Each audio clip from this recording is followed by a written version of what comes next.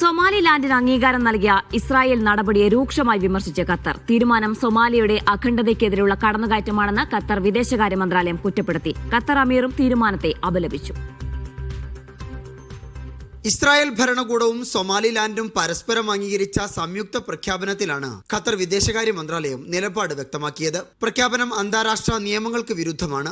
ഇത് Somalian റിപ്പബ്ലിക്കിന്റെ പരമാധികാരത്തെയും ഐക്യത്തെയും ദുർബലപ്പെടുത്തും. African രാഷ്ട്രത്തിന്റെ അഖണ്ഡത തകർക്കാനുള്ള എല്ലാ ശ്രമങ്ങളെയും നിരാകരിക്കുന്നു. ആ രാഷ്ട്രത്തിന്റെ താൽപര്യവും ജനങ്ങളുടെ സുരക്ഷയും സംരക്ഷിക്കാൻ ഖത്തർ പ്രതിജ്ഞാബദ്ധമാണെന്നും വിദേശകാര്യ മന്ത്രാലയം പ്രസ്താവനയിൽ അറിയിച്ചു. സ്വതന്ത്ര രാഷ്ട്രമെന്ന നിലയിൽ ഫലസ്തീനെ അംഗീകരിക്കുകയായിരുന്നു ഈ സാഹചര്യത്തിൽ ഇസ്രായേൽ ചെയ്യേണ്ടിയിരുന്നത്. അവരുടെ അവകാശത്തിന് അന്താരാഷ്ട്ര സമൂഹത്തിന്റെ അംഗീകാരമുണ്ട്.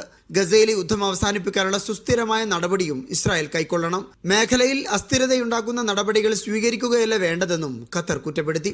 സൊമാലിയയ്ക്ക് എല്ലാ പിന്തുണയും നൽകുന്നതായി ഖത്തർ അമീർ Sheikh Tamim bin Hamad Al താനി വ്യക്തമാക്കി.